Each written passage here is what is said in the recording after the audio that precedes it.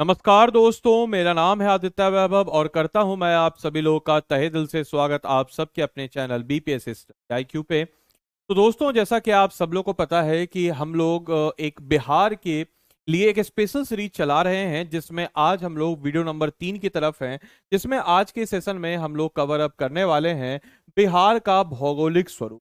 दोस्तों, इससे पहले अगर हम लोग बात करते हैं तो इससे पहले हम लोगों ने ऑलरेडी बिहार के क्रांतिकारी नेताओं के बारे में और साथ ही साथ हम लोगों ने बिहार से जुड़े हुए जो नदियां हैं उनसे रिलेटेड टॉपिक्स के ऊपर वीडियो बनाया था। और आज इसी क्रम में हम लोग आगे बढ़े हैं, जिसमें आज के सेशन में हम लोग बिहार के भौगोलिक स्वरूप को देखेंगे।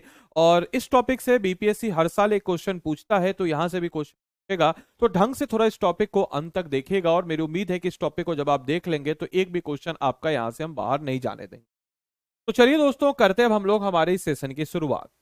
जैसा कि दोस्तों आप सभी लोगों को पता है कि हर चीज का अपना एक इतिहास होता है, तो ठीक उसी प्रकार से हमारे पृथ्वी का भी अपना एक इतिहास है। ये इतिहास वो नहीं है जो आप इतिहास में पढ़ते हैं, यानी कि पाषाण काल, पूर्व पाषाण काल, मध्य पाषाण काल, नव पाषाण काल, इंडस वैली सिविलाइजेशन, वैदिक पीरियड, पोस्ट वैदिक पीरियड, महाजनपद पीरियड। ये वो नहीं है। ये है दोस्तों हमारे पृथ्वी का इतिहास, हमारे पृथ्वी के बनने का इतिहास, हमारे पृथ्वी के अलग अलग स्वरूप में होने का इतिहास। थोड़ा सा भी अगर आप ज्योग्राफी पढ़े होंगे तो आपको इतना पता होगा कि जैसा आज हम हमारी पृथ्वी को देखते हैं, वैसी हमारी पृथ्वी हमेशा से नहीं थी। हमारी पृथ्वी जो है, आप सब लोग को पता होगा कि अगर आप थोड़ा ज्योग्राफी थोड़ा अच्छे से पढ़े होंगे तो आपको पता होगा कि रोडियना युग था। हालांकि चलिए छोड़ी रोडियना युग को, हम सीधा सीधा आते हैं जिस कहते हैं पेंजिया युग। पेंजिया यानी कि एक टोटल लैंड मास था जिसको हम कहते हैं पेंजिया, यानी कि सिर्फ और सिर्फ एक लैंड मास था और एक समुंदर था जिसको हम कहते थे पेंथालासा। समय के साथ ये पेंजिया दो ग्रुप में बंटते हैं। एक कहलाया हमारा नदन साइड में लोरेसिया, और सदर्न साइड में हमारा जो हिस्सा था लैंडमास का वो कहलाया गोंडवाना। और दोनों के बीच में एक सागर डेवलप हुआ जिसको हम कहते हैं तिथिस्सी। तो मेरा ये सब बताने का आपको मतलब यह है कि मुझे यह बताना कि हमेशा जो है हमारी पृथ्वी जो है अलग अलग प्रारूप में, अलग अलग फॉर्म में रहती आई है, और हमारे पृथ्वी कंटिन्यूअस वे में लैंडफॉर्म जो है वह बदलते रहे हैं। जहां आज पहाड़ है, हो सकता है किसी समय में वहां पे मैदान था, हो सकता है किसी समय में वहां पे समुंदर था। जैसे अगर आप यहाँ पे अगर देखेंगे हिमालय को, तो जहां पे आज आपको हिमालय दिख रहा है वहां पे एक समय पे समुंदर था। और इसीलिए आपको हिमालय में भी हमें जियो सिंक्लाइन वाले टॉपिक से बीपीएससी ने क्वेश्चन पूछा भी था कि हमें हिमालय में मैरिन डिपॉजिट्स नजर आते हैं। हर वो बात दूसरी बात की, हम लोग आते हैं हमारे बिहार के टॉपिक पे। तो हमारे बिहार के कॉन्टेक्स्ट में अगर हम लोग बात करते हैं, तो हमारे बिहार के कॉन्टेक्स्ट में या हमारे बिहार के कॉन्टेक्स्ट में 4 पीरियड है, यूं कहा जाए 5 दौर है, जिसको हम लोग जूलॉजिकल टाइम स्केल में नापेंगे। जैसे कि प्री कैम्ब्रियन, या प्री कैम्ब्रियन का एक हिस्सा है जिसको हम कहते हैं पेलुसीन एज, जिसको हम लोग कहते हैं धारवार में, या मेसो, या फिर सेनोजोइक एरा, या फिर क्वार्टरनी पीरियड। अब ये क्या होता है, ये सब कुछ आप जान करके थोड़ा कंफ्यूज हो रहे होंगे, तो थोड़ा सा मैं आपको इसको क्लियर कर दूं पहले, फिर हम अपने मेन टॉपिक की तरफ आते हैं। सबसे पहले 3 चीज आपको दिमाग में रखना है, ज्यादा माथापच्ची करना नहीं है। एरा, पीरियड और एपॉक। अब ये एरा, पीरियड और एपॉक क्या होता है इसको समझिए ध्यान से। जैसे लेटर सपोज इमेजिन कीजिए कि मेरा डेट ऑफ बर्थ है 21/11/1995। ठीक है।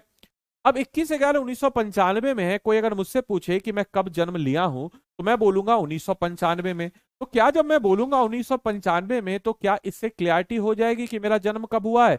नहीं होगी। तो फिर मैं बोलूंगा 1995 में 11वें महीने में, यानी कि नवंबर के महीने। तो क्या इससे क्लियरिटी हो जाएगी? नहीं, इससे भी क्लियरिटी नहीं होगी। तो हम आते हैं कि भैया 11वें महीने के 21वें दिन में, यानी कि 1995 साल है, 11वां महीना है और उसका 21वां दिन। तो ठीक उसी प्रकार से जो एरा है उसको आप कंपेयर कर सकते हैं साल से, पीरियड को आप कंपेयर कर सकते हैं मंथ से, और एपॉक को आप कंपेयर कर सकते हैं डे से। आसान भाषा में चलिए हम आपको समझाते हैं कि हमारे बिहार का जो शिवालिक एक्सटेंशन जो हमें पश्चिमी चंपारण में नजर आता है, उसका क्या हिसाब किताब। तो हम पश्चिमी चंपारण को कहते हैं कि भैया जो शिवालिक एक्सटेंशन जिसमें सोमेश्वर रेंज है, जिसको भी हम लोग आगे देखेंगे, यह जो है सिनोजोइक एरा में जन्म लिया, यानी कि सिनोजेनिक एरा में फॉर्म हुआ। अब सिनोजेनिक एरा के कौन से महीने में? तो टर्सरी पीरियड, याद रखिएगा टर्सरी पीरियड। और टर्सरी पीरियड के कौन से डे में? तो इसको हम कहते हैं पेल्यूसीन एपॉक में। तो आई होप कि अब आप तीनों में डिफरेंस समझ पा रहे होंगे कि सर क्या होता है एरा, क्या होता है पीरियड, क्या होता है एपॉक। अगर आप इस डिफरेंस को समझ पा रहे हैं तो एक बार वीडियो को जरूर लाइक कीजिएगा। अच्छा, एक और चीज मैं आपको हमेशा बोलता हूं कि आपको किस टॉपिक पे वीडियो चाहिए, इसके बारे में आप जरूर मुझे कमेंट बॉक्स में बताया करें, उसमें से पिक करके मैं वीडियो बनाऊंगा। तो अगर हम बात करते हैं कि ये चीज हमें क्लियर हो गई, अब हम हमारे बिहार की तरफ बढ़ते हैं कि हमारे बिहार में और कौन कौन से क्षेत्र हैं या कौन सा सबसे पुराना क्षेत्र है। तो क्वेश्चन बनेगा बिहार का सबसे पुराना क्षेत्र कौन सा है। तो दोस्तों बिहार का सबसे पुराना क्षेत्र है जो कि है प्री कैम्ब्रियन एरा में बना हुआ, और ये प्री कैम्ब्रियन एरा में कौन सा क्षेत्र बना हुआ है तो आपको बताते चले कि ये बिहार है, और यहाँ पे आपको नजर आती है सोन। तो सोन नदी के जो पूर्व वाला हिस्सा आप देख रहे हैं, ये वाला जो हिस्सा है इसको हम कहते हैं प्री कैम्ब्रियन में बना हुआ एरिया, और इसको हम कहते हैं आर्कियन रॉक। ये मोस्टली जो है कौन सी चट्टानों से बना है, तो ये मोस्टली बना है आग्नेय चट्टान। आग्नेय चट्टान को हम कहते हैं पेरेंट रॉक। पेरेंट रॉक कहने का मतलब यह हुआ कि आग्नेय चट्टान होते क्या है, तो सिंपल से समझ लीजिए मेरे दोस्त मेरे बंधु कि ये जैसे मान के चलिए ज्वालामुखी है। अब ज्वालामुखी के अंदर जो पिघला हुआ पत्थर है, एकदम देसी भाषा में लेमन टर्म्स में आपको बता रहे हैं, उसको हम कहते हैं मैग्मा। और ये मैग्मा जब बाहर आता है तो ये हमारा कहलाता है लावा। तो लावा और मैग्मा कुछ ज्यादा अंतर नहीं है, सिर्फ जो पिघला हुआ पत्थर ज्वालामुखी के अंदर है वो कहलाया मैग्मा, और जो पिघला हुआ पत्थर ज्वालामुखी के बाहर आता है उसको हम कहते हैं लावा। अब ये लावा समय के साथ स्प्रेड हुआ, बाहर का टेम्परेचर अंदर की टेम्परेचर के कंपेयर में कम है, तो ये लावा ठंडा हुआ। लावा ठंडा होगा तो क्या होगा, सॉलिडिफाइड होगा। जिस प्रकार से आप पानी को अगर फ्रिज में डालते हैं और फ्रीजर में डालते हैं तो वो ठंडा होकर सॉलिड होता है, ठीक उसी प्रकार से जो लावा है लिक्विड फॉर्म में, ये जब बाहर आता है ठंडा होता है तो सॉलिडिफाई फॉर्म में होता है, और ये जो सॉलिडिफाई फॉर्म में होता है इसी को हम कहते हैं आग्नेय रॉक, इसी को हम कहते हैं आग्नेय प्रकार की चट्टान। तो हमारे बिहार का सबसे पुराना जो क्षेत्र है वो छोटा नागपुर का एक्सटेंशन, या यूं कहा जाए हमारे दक्षिणी बिहार का जो हिस्सा है उसको हम कहते हैं आग्नेय चट्टान। और ये कहां कहां है, किस किस जगह है, आपको समझ में आ चुका होगा। यानी कि जो सोन नदी के जो ईस्टर्न मोस्ट वाला जिला सब है, जो बॉर्डर एरिया है, वहां पे आपको नजर आता है आग्नेय चट्टान। हालांकि इसको हम लोग और तीन भागों में बांट देते हैं अपने स्टडी के दृष्टिकोण से। जैसे कि अगर हम लोग बात करते हैं दोस्तों यहां पर, तो ये वाला जो एरिया है इसको हम कह देते हैं कि गया और गिरियक की पहाड़ी, इसको हम कह देते हैं गया। ये हमारा कहलाता है राजगीर, और ये हमारा कहला जाता है राजमहल। तो ये तीन कैटेगरी में हम इसको फर्दर बांट देते हैं। इसके अलावा दोस्तों यहाँ पे बीच में एक आपको धारबार क्रम की भी चट्टानें नजर आएंगी। कई सारे किताबों में कई सारे मास्टर भी आपको बोल देते हैं, ऊपर ऊपर से चढ़ा देते हैं कि हाँ भाई सब कुछ आर्कियन में ही होगा, लेकिन नहीं, धारवाड़ थोड़ा सा इससे अलग है। आपको इसको जानना चाहिए क्योंकि क्वेश्चन अगर पूछेगा तो मैं नहीं चाहता हूं कि आप एग्जाम में ढेंचू ढेंचू करें, आप आसानी से इसका उत्तर दे दे। तो मेरे भाई मेरे बंधु, यहाँ पे आपको एक धारवाड़ क्रम का चट्टान नजर आता है। धारवाड़ क्रम का चट्टान क्या है तो पहले कहाँ ये बता देते हैं। इधर वाला जो एरिया है इसमें मुंगेर में, जमुई में और ईस्ट ऑफ नवादा, नवादा के ईस्टर्न हिस्सा में आपको मिलेगा धारवाड़ क्रम का चट्टान। धारवाड़ क्रम का चट्टान कुछ नया नहीं है, वो जो यहाँ पे आग्नेय क्रम की चट्टानें हैं, ये जो आर्कियन क्रम की चट्टानें हैं, यही आर्कियन क्रम की चट्टानों के ऊपर तापमान, ठीक है, इसके अलावा तापमान के अलावा हम कह सकते हैं कि भाई टेम्परेचर हुआ, टाइम हुआ, साथ ही साथ इस पे प्रेशर लगा, दबाव पड़ा, ये सब कुछ जब इसके ऊपर पड़ता है तो ये छोटे छोटे टुकड़ों में टूट जाता है। और छोटे छोटे टुकड़ों में जब टूटने लगता है तो जब पूरी तरीके से छोटे छोटे टुकड़ों में टूटेगा तब तो सेडिमेंट्री बन जाएगा। कैसे बनेगा समझिए, ये जैसे चट्टान है, इसके ऊपर हवा आया, वायु आया, हवा आया, पानी आया, और ये छोटे छोटे टुकड़ों में आपके टूट गया। समय के साथ इसके ऊपर एक परत बनने लगी, फिर एक परत और बना, फिर एक परत और बना, और एक समय के बाद ये सॉलिडिफाइड हो जाता है। तो इसको हम कहते हैं सेडिमेंट्री रॉक। लेकिन सेडिमेंट्री रॉक इसका भी एक अलग स्टेज है, लेकिन ये बस एक छोटे छोटे टुकड़ों में टूटा है, और इसीलिए इसको हम कह देते हैं धारवाड़ क्रम की चट्टानें, जो कि हमारे बिहार के ईस्ट ऑफ नवादा, मुंगेर और जमुई में आपको नजर आ जाती हैं। अब इसके बाद अगर हम लोग आते हैं विंध्य क्रम की चट्टान।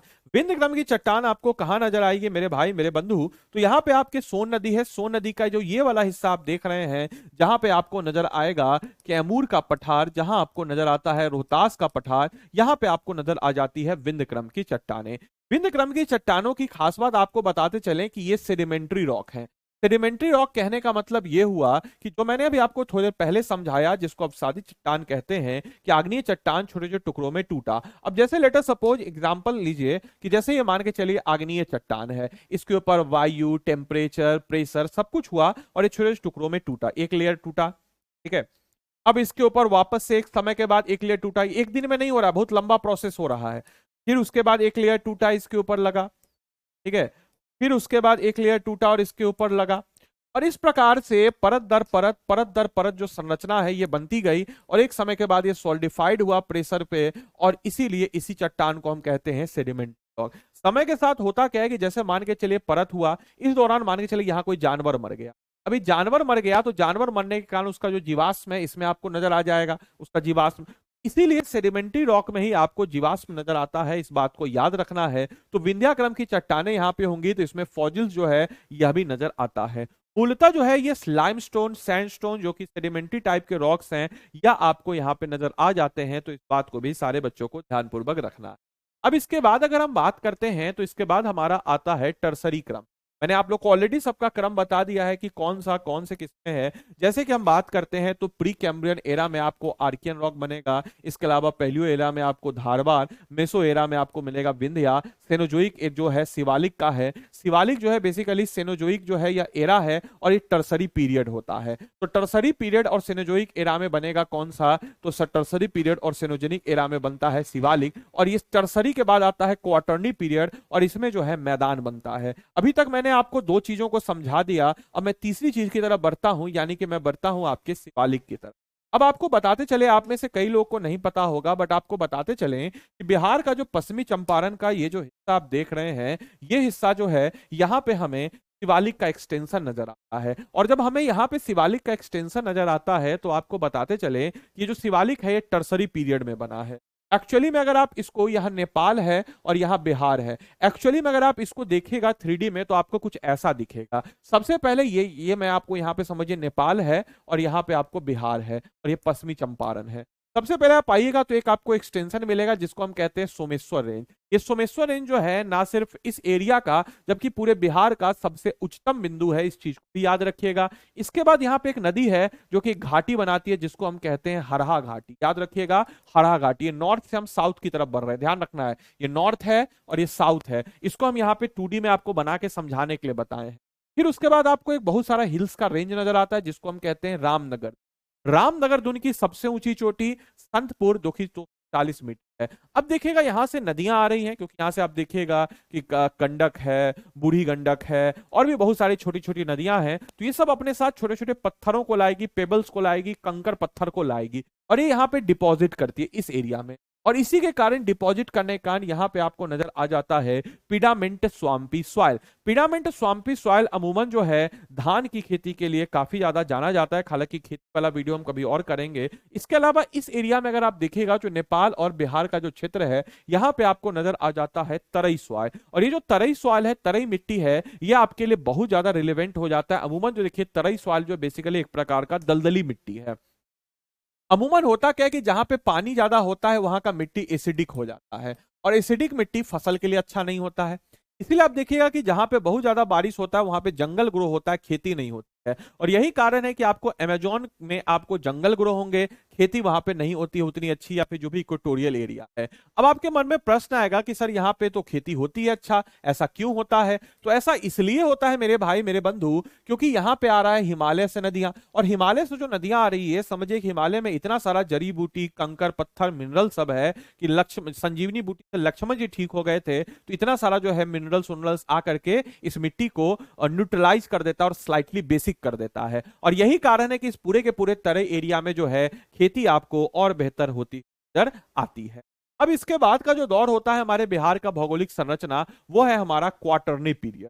क्वार्टरनी पीरियड हमारे बिहार में अगर हम बात करते हैं तो अभी तक हम लोगों ने देखा कि हमारे बिहार में हम लोगों ने देख लिया कि भैया विंध्या क्रम का ये नजर आ गया, हम लोगों ने देख लिया हमारे बिहार में कि भैया आर्कियन क्रम का यहाँ नजर आ गया, Jamui, east of Nawada, Munger, Archaean यहाँ नजर आ गया, यहाँ पे आपको नजर आ गया टर्सरी पीरियड का। और ये जो मैदानी हिस्सा है दोनों तरफ उत्तरी दक्षिण बिहार का, ये है क्वार्टरनी पीरियड का, और ये आज तक बन रहा है। अब बोलिए सर आज तक बन रहा है, ये आज तक कैसे बन रहा है? तो आप देखिएगा, अपने घरों में गौर कीजिएगा, अपने घर के आसपास जो बिल्डिंग या जो घर मकान आपके घर के आसपास बने होंगे, आज से 5-10 साल पहले बहुत ऊंचाई पे होंगे, लेकिन आज के डेट में वो नीचे हो गए हैं।